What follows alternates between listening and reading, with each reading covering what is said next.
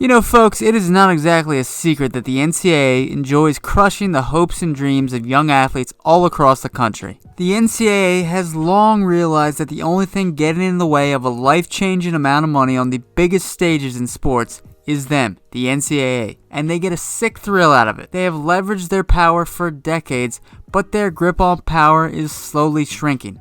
They tried to ruin James Wiseman's career. That didn't work. Second overall. They tried to block any road that could be a path to the NBA for LaMelo Ball, Triple B's, and that didn't work. He went third overall. And lastly, they tried to derail the hopes and dreams of one Sharife Cooper. But he has risen from the ashes like a phoenix this past week or so to emerge as one of the most exciting players in all of college basketball. But before we discuss that, let's discuss his backstory. As a high schooler in Georgia, as a junior in high school, he led his school to a perfect record, their first state title in history, and averaged 27.2 points, 8.1 assists, 5.6 boards, and 4.3 steals on that season. He picked up the Georgia Gatorade Player of the Year award and was the USA Today All-USA Player of the Year. Yes, that is for the entire country. And in his USA Today player profile, he said that his favorite food is his mom's spaghetti. More of the same as a senior, as he was selected to play in the McDonald's All-American game. And if you're wondering, my favorite food is actually McDonald's spaghetti. But this isn't exactly a surprise. He comes from a very athletic family. His sister is actually Sharife Cooper, who currently plays in the WNBA and is actually married to Dwight Howard. No, I'm not making that up. So naturally, if you ball out time and time again, you're going to get noticed. A 5-star recruit on ESPN's rankings, good for 20th overall in the class of 2020, and a 5-star recruit on 24/7 Sports, but this time good for 24th overall in his class. The man got plenty of offers from Florida, Florida State, UCLA, shout out to Ryan Hollins, Tennessee, but it basically came down to Kentucky and Auburn in the Sharife Cooper sweepstakes, before finally telling Kentucky to shove it and committed to Auburn, which made waves in the town of Auburn, Alabama. Head coach Bruce Pearl tweeted, "Boom!" which he does for all recruits, but this one seemed just a little bit more special. Cooper was the first 5-star recruit to commit to Auburn since 2016, and according to 24/7 Sports, the highest rated recruit to ever commit to Auburn. And speaking of favorite foods, this does mean he was a higher ranked recruit coming at Auburn than one Sir Charles Barkley. Although all this big fancy recruiting stuff probably didn't even exist back then, so take that for what you will. Besides the point though, we all can understand how big of a deal this was for Auburn, especially considering that they would be losing 4 of their top scorers last year, 3 due to graduation, and 1, Isaac Okoro, due to the draft, the lottery. He went to the Cavs. Expectations were high, but they would soon all become crashing down. On November 23, 2020, ESPN reporter my man Jeff Borzello reported that Auburn 5-star freshman Sharife Cooper hasn't practiced in weeks and is exploring potential options overseas while he awaits the findings of an NCAA investigation into his eligibility. Now, I've scoured the internet to try and find the reasoning for why he was under investigation by the NCAA in the first place, but could find absolutely nothing reported by a reputable source. There were some rumors I saw here and there on various pockets of the internet, but it's really not my place to speculate and start gossip. But the whole thing kinda just smelled like bullshit. No trial, no smoking gun evidence. It smells like a classic NCAA witch hunt. A witch hunt like the Catholics tried Jan Hus for in 1415, and we haven't forgotten. And let me also say that it didn't exactly fall out of the sky that young players are deciding to forego the NCAA more and more these days for other alternatives like the G Leagues or overseas. I am among the belief that if you're not on steroids and you're not under federal investigation, that you should be allowed to play collegiate sports. The NCAA clearly doesn't think like that.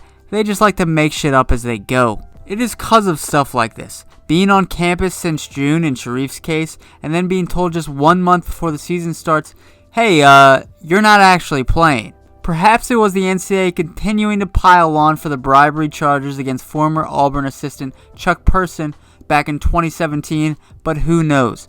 That resulted in a self-imposed postseason ban for this season, combined with a 6-5 start to the season, combined with losing your best players from last year, combined with your 5-star recruit being forced to sit out. It probably wasn't the most fun time to be an Auburn basketball fan. Forced to sit out, well, that was up until January 9th of 2021 In a public statement that rivaled only Michael Jordan's On Back Facts, Auburn made the statement that Sharife Cooper had been deemed eligible by the NCAA and he will play Saturday versus Alabama. And since his return, he has played incredibly well, as if he was a man that almost had his freshman year taken away from him. In 2 games for Auburn, 1 in a loss to Alabama, and 1 a big dub over his hometown Georgia, he has averaged 27 points per game, 4.5 boards, 10.5 assists, and 2.5 steals, and it is clear what he means to this Auburn team. Coach Pearl, after a win over Georgia, said Sharife Cooper was the best player on the court. And offensively, what he's able to do is, we have 6 guys in double figures because he shares it. In addition, Pearl actually asked the upperclassmen if they would all be okay with Sharif starting in his first game back, and they all agreed, which speaks volumes to his presence on this team despite being only a freshman. In a post-game interview, Sharif gave a very candid answer to his state of mind the past couple of months, saying it was hard times trying to stay mentally prepared with the constant changes to go from training by yourself in quarantine to then arriving at Auburn and then getting ready for the season, and then after months of training having it be ripped away from you, and then to come back on incredibly short notice and try and win after being away from the team for so long. Sharif cited all the fan support and love he got as a major reason to keep going, but it is abundantly clear to me that the biggest reason for him to keep going based on his play these last couple of games is his love for the game of basketball. But I have to tip my hat to Sharife Cooper because he is playing really well, he's risen to the moment, and you would have never guessed he was a freshman playing his first couple of games on short notice after being away from his team for an extended period. His poise, his confidence, and his court vision makes it easy to see why people think he's the next Chris Paul. It's also a reason why John Morant praised him on Twitter, with many also comparing each other's games. His court vision and the ability to find the open man is right up there with anyone in college basketball right now. His passes are exciting and flashy. Sure, I'll give you that, but it seems to be in a way that is much more calculated than the typical player labeled a flashy passer, as if Sharif knows the outcome before it even happens. His ability to break down the defense when running the point at the top of the key, and then as he penetrates with his dribble drive, is fascinating to watch. His game demands respect.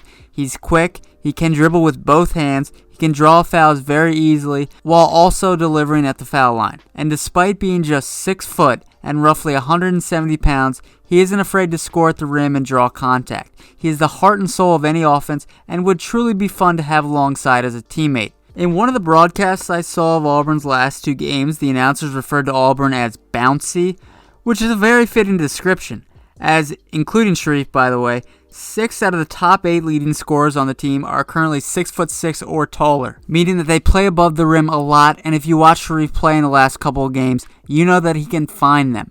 10.5 assists per game certainly speaks to that. He has basically been smelling salts to this Auburn team since rejoining them.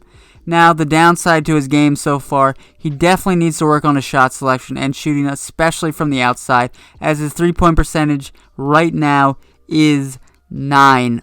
It is 9.1. That is not good. That is very bad. That's atrocious. But expect that to improve greatly, though, and some of those missed threes were due to forced shots at the end of the Bama game. He kind of just forced some, took some rush ones. He'll get better. He also is averaging 5 turnovers per game. That's 5 turnovers in each of the games he's played so far, but I'll attribute that to being thrust into the college game so quickly. His basketball IQ and his vision indicate to me that this won't happen regularly. And lastly, unfortunately, with a size of 6 foot and 170 pounds, you question how physically dominant, if at all, he can be with a smaller frame, especially at the next level on defense. Nothing more to say about that. He just needs to try and get stronger as best we can, try and become a beefcake.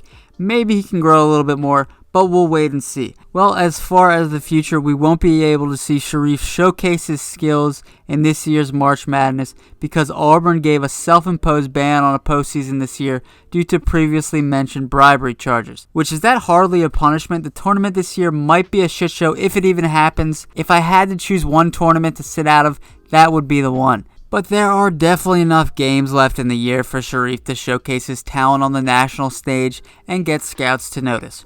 Right now, if I was a betting man, if I had to put money on it, I think he's a first-round pick. Where in the first round? Well, I have no fucking clue. And I know Auburn fans certainly want him to stay and keep building the program, But for now, all we can do is wait and see. I think he's more likely to go to the NBA than not, but we'll see depending on how high draft experts have him going. Alright, thank you so much for watching. Like, comment, and subscribe if you so please. Shout out to Sharife Cooper, and check out the website, and thank you so much.